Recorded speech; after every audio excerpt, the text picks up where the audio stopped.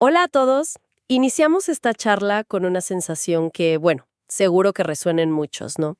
Esa tensión em, entre estar siempre a mil ocupada y ser de verdad eficaz. Es que es muy fácil caer en esa trampa. Las fuentes la llaman sobrecarga operativa, ¿verdad? Ujú. Creer que llenar cada segundo con tareas, eso es productividad. Pero la realidad es que muchas veces terminamos, pues, agotados, sin un rumbo claro. Exacto. Y para analizar esto bien a fondo, nos vamos a basar en material del proyecto ALMA y también del método CERLAT. Precisamente. Y el centro de lo que vamos a explorar es un patrón que una fuente llama autosacrificio sistematizado. Ojo, no es solo trabajar mucho, es como un sistema que que hemos internalizado, a veces sin darnos ni cuenta. Claro. Vamos a ver cómo algunas metodologías, y bueno, en particular el método CERLAT, según lo describen, intentan, digamos, ofrecer una salida, una vía para recuperar el equilibrio, el sentido de propósito. Nuestra misión hoy entonces es mirar de cerca esa sobrecarga disfrazada de eficiencia y entender qué propone CERLAT para reencontrar la claridad. De acuerdo. Entonces, pongamos el foco primero en el problema en sí. Una de las fuentes de Alma lo describe, de forma muy gráfica. Habla de personas que ya se acostumbraron a resolverlo todo. Es casi como si el desgaste fuera, no sé, una medalla, Ujú. parte de quienes son. Una identidad, sí. Dicen que son multitarea, pero lo que realmente sostienen, según esta fuente, es un sistema colapsado, sin márgenes, sin oxígeno, dice. ¿Te suena esa lógica interna de si yo no lo hago, nadie más lo va a hacer? Totalmente. Es un pensamiento que te mueve, claro, pero, pero es una trampa también. Y la fuente es bastante directa, ¿eh? Dice, esto no es eficiencia, es autosacrificio sistematizado. Así, sin vueltas. ¡Wow! Lo separa clarito de la productividad real, no deja lugar a dudas. Y justo ahí, esa misma fuente mete una figura simbólica, muy potente. El arquetipo del Atlas rígido. ¿Podrías contarnos un poco más cómo lo pintan? Porque me parece clave para entender la raíz de esta sobrecarga. Claro, claro. El Atlas rígido es, bueno, el que carga el mundo, ¿sí? Pero la clave, según la fuente, no está tanto en que sea un héroe, ¿viste? Sino en que no sabe cómo soltar. Es una carga que nace más de no poder delegar, de no poner límites, que de una elección consciente de ayudar. Entiendo. Sus rasgos, como los describen, son un modo de ejecución constante, ¿no? Casi compulsivo. Una dificultad enorme para delegar, hasta lo más chico. Y una confusión profunda, entre ser útil y ser, indispensable para todo. También mencionan que muchas veces esta hiperresponsabilidad es como una respuesta, una adaptación a entornos que se sienten caóticos, poco fiables. O sea, es como si la persona sintiera que es el único pilar estable, o cree serlo, y termina cargando con todo el peso. Exacto, tal cual. Y eso lleva a otras cosas. La dificultad para descansar sin culpa. El descanso se vive como, pereza y responsabilidad. Sí. Y la pérdida de lo que la fuente llama el principio de priorización natural. Todo parece urgente, ¿viste? Todo importante. El criterio interno se perdió. La sensación final es la que otra fuente describe como estar en una jaula sin barrotes. Estás atrapado, sí, pero las rejas no se ven. Son tus propias exigencias. Esa imagen, la jaula sin barrotes, es muy, muy gráfica. Y hay otra frase en los papeles que me pegó fuerte. Deja de llamarle eficiencia a un agotamiento con corbata. Le pone el dedo en la llaga a esa fachada, ¿no? Esa pinta de control, de éxito, que puede esconder un sistema personal a punto de romperse. Sin duda. Es una crítica muy directa a esa glorificación del estar ocupado como si fuera valía o estatus. Desmonta esa idea de raíz. Y la conclusión a la que llega esa misma fuente es contundente. Todo sistema sin descanso se convierte en su propia jaula. La falta de pausa, de reflexión, de recuperación de verdad, no solo agota, limita, encierra. La misma estructura que creamos para ser eficientes se vuelve la prisión. Entendido el problema y esa figura del atlas rígido. Ahora, vayamos a las raíces. ¿Por qué?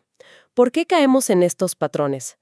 Las fuentes del proyecto ALMA hablan de varias frecuencias, patrones recurrentes que parecen alimentar esto. Una es la rutina que anestesia al alma, como la describen. La describen como un estado en que las personas se limitan a cumplir roles preestablecidos, cumplen horarios, cumplen expectativas. Es un funcionamiento casi mecánico. La persona actúa como un autómata emocional, dice. Por fuera, todo parece normal, estable, pero por dentro hay vacío, desconexión. Se confunde la estabilidad, la que se ve, con resignarse a una vida, bueno, sin chispa.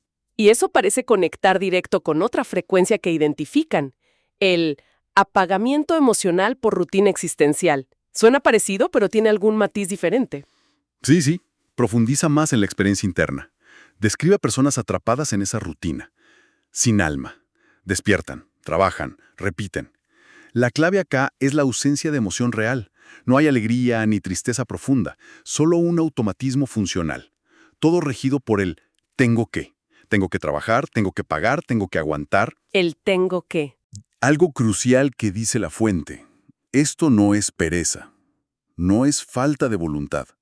Lo define como un agotamiento emocional crónico que nadie validó. Es un desgaste, hondo, anímico, no solo físico. Un agotamiento que a menudo ni se ve o se le resta importancia socialmente. Y mencionan también el ocio sin propósito. ¿Cómo entra esto en la ecuación? Entra como una consecuencia y a la vez algo que mantiene el ciclo. Cuando está ese vacío interno, esa anestesia, la mente busca estímulos afuera, para llenar, pero de forma reactiva, ¿entendés? No proactiva. Ajá. Esto nos vuelve vulnerables, dice la fuente, a las distracciones que ofrece el sistema. Compras impulsivas, el scroll infinito en redes, consumir noticias, picos rápidos de dopamina, pero que no nutren. ¿Por qué? Porque la energía, la mental y la emocional, no está enfocada en algo con propósito real. La frase que usan es tremenda. Una mente sin propósito es esclava del sistema sin saberlo. Entonces, la falta de un norte claro nos deja como a merced de estímulos de afuera, que nos mantienen ocupadas, sí, pero no necesariamente realizadas. Exactamente. Y si vamos más hondo todavía en las causas que mencionan las fuentes, volvemos a conectar con la hiperresponsabilidad como respuesta a entornos caóticos, lo que ya vimos que alimenta al atlas rígido, pero también describen un ciclo, más colectivo, más amplio. Deuda, preocupación, rutina monótona, distracción impuesta por el sistema. Lo pintan como un laberinto, diseñado para mantenerte estancado pero con esa ilusión de que te estás moviendo, de que estás ocupado. Un laberinto que nos mantiene ahí, girando en la rueda. Sí. Y una de las fuentes lanza una reflexión fuerte sobre la deuda en este contexto. Dice que la deuda más grande, ojo, no es necesariamente la del banco, sino, y cito, la que tienes contigo por no vivir desde tu alma. Apunta a una desconexión existencial, como la raíz última de muchos de estos ciclos. Esa cita es realmente fuerte, te interpela, y se conecta con otra causa que identifican, la búsqueda de validación externa como único código de plenitud. O sea, hacer más y más, pero no por un impulso de adentro o un propósito claro, sino para llenar un vacío, para que te aplaudan, te reconozcan, porque no lo sentís adentro. Lo asocian a lo que llaman el arquetipo del escenario hueco. Correcto. El escenario hueco representa esa dinámica de brillar para afuera, construir una fachada de éxito o de logros, pero sentir que vacío, desconectado por dentro. La fuente sugiere que se crea una dependencia de la mirada del otro. La plenitud se mide por cosas externas, los likes, los ascensos, los halagos, lo que piensan los demás. Las acciones pueden ser exitosas, sí, en términos normales, pero no te nutren por dentro, porque no están alineadas con un propósito auténtico. Bien, bueno, hemos dibujado un panorama complejo, ¿eh? La sobrecarga disfrazada, el atlas rígido, las rutinas que anestesian, el vacío emocional, la búsqueda de validación. Frente a todo esto, las fuentes presentan el método Serlat y lo describen de una manera muy particular, no como un simple libro, ¿viste? Sino como un portal para habitar, una experiencia diseñada para reescribir la realidad desde adentro. ¿Cuál es el propósito central que le ven? El propósito central, como lo explican, es bastante ambicioso. Busca romper con programaciones que heredamos, ¿no? Culturales, familiares, colectivas. Activar lo que llama núcleos dormidos del ser. Dones, intuición, frecuencias personales, esas cosas. Integrar una identidad que muchas veces está como fragmentada. Y finalmente, aprender a proyectar tu propia frecuencia, la personal, con precisión, con poder, en el mundo. Hay un mantra que como que resume esta filosofía, lo citan en los documentos. No vinimos a explicar la realidad, vinimos a reescribirla desde adentro. Reescribir la realidad desde adentro. Sueña a un cambio profundo. De paradigma. ¿Y cómo se supone que este método encara concretamente el problema de la sobrecarga disfrazada del atlas rígido que describimos? Hablan de 4 etapas, ¿no? Exacto.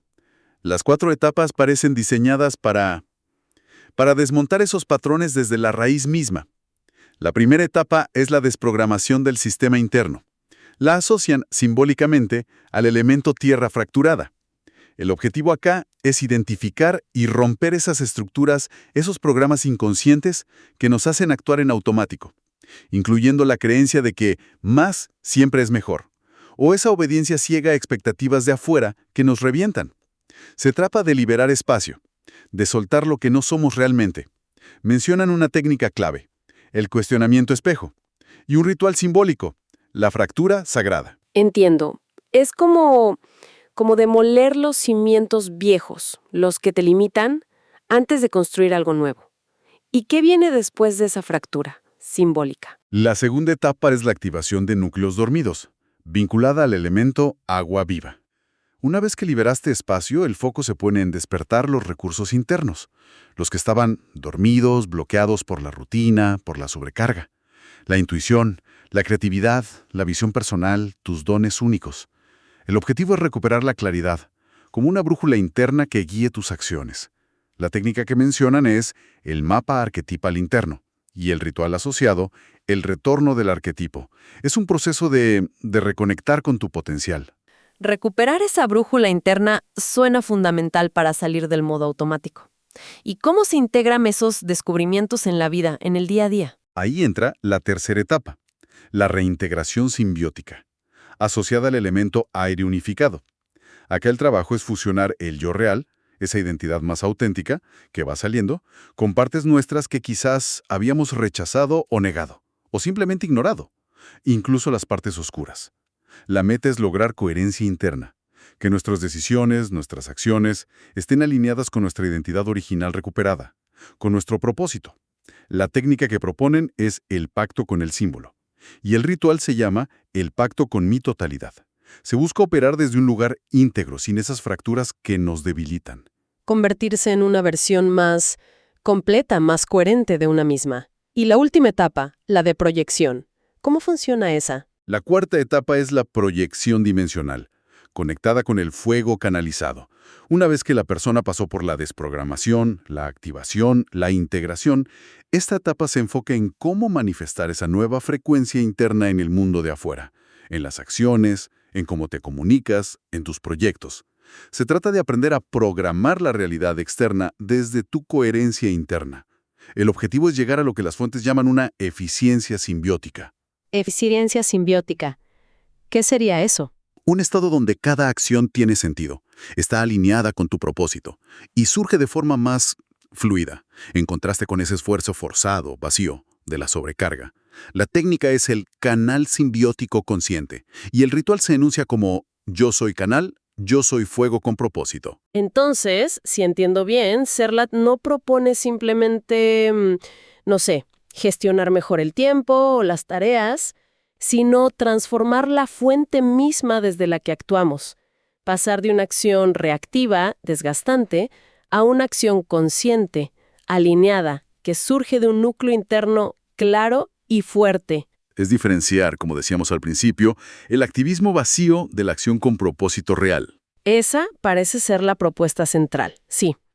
Y en este contexto, las fuentes también mencionan los 7 arquetipos Serlat: el portador del símbolo, el tejedor de realidades, el guardián del umbral, la voz del fuego, la semilla del eco, el rompedor de vínculos falsos y la llama espejo. No los detallan súper a fondo en el material que tenemos, pero los presentan como fuerzas simbólicas o potenciales que el método ayudaría a encarnar. Y estos arquetipos, imagino, ofrecerían un contraste directo con esa figura del Atlas rígido, ¿cierto? Representarían formas más equilibradas, más poderosas de operar en el mundo. Exactamente. Mientras el Atlas rígido se define por la carga, por no poder soltar, arquetipos como el tejedor de realidades o el portador del símbolo, por nombrar 2, sugieren cualidades de conexión, de creación consciente, de sabiduría interna, de expresión auténtica. Ofrecen un modelo alternativo al del simple aguante, a esa resistencia autoimpuesta. Son patrones de poder interno, no de carga externa. Queda mucho más claro ahora el contraste y nos lleva a una conclusión importante que sale de todo esto. La verdadera eficiencia, según estas fuentes, no se mide por la cantidad de actividad sin parar, por ese hacer por hacer que nos deja, exhaustas. Reside más bien en la calidad de la acción, que esté alineada, que tenga propósito, que surja de un ser integrado. Me resuena de nuevo esa cita. No es eficiente quien nunca se detiene, sino quien sabe cuándo es hora de detenerse. Saber parar es parte de la eficiencia real. Absolutamente. Esa cita encapsula un cambio de perspectiva crucial. Y creo que la tensión entre el agotamiento generalizado que tanto sienten y la posibilidad de encontrar una claridad, un sentido diferente, que es lo que enfoques como Serlat prometen explorar, es algo muy, muy presente hoy en día. Toca una fibra sensible, colectiva. Sin duda. Para ir cerrando ya nuestra charla, ¿hay alguna idea final, alguna reflexión de las fuentes que te parezca especialmente potente para dejarla picando? Sí. Hay una idea que me parece que le da una vuelta completa a la lógica del Atlas rígido y ofrece una perspectiva muy distinta sobre el poder, sobre la responsabilidad. Surge de reflexionar sobre cómo superar ese patrón de tener que hacerlo todo uno mismo. La idea, parafraseando la fuente, es que quizás el verdadero poder no está en la capacidad individual de controlarlo todo, de ejecutarlo todo, sino en la habilidad de construir un orden donde todo funcione, aunque no lo hagas tú directamente. ¡Wow! Eso implica un cambio radical. Pasar de ser la ejecutora central a ser una arquitecta de sistemas que funcionan con sentido, delegando confianza, empoderando a otros. Exacto. Es pasar de la carga solitaria a la co-creación inteligente. Y esto nos deja frente a una elección, simbólica, casi arquetípica, que las fuentes parecen plantear. ¿Seguimos operando desde la sobrecarga?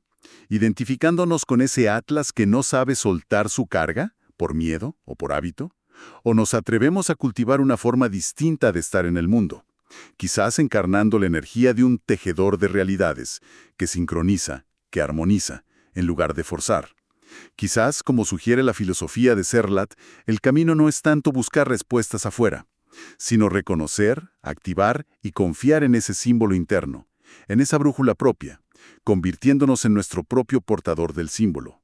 La respuesta, parece sugerir, está en reescribir nuestra propia realidad, pero desde adentro.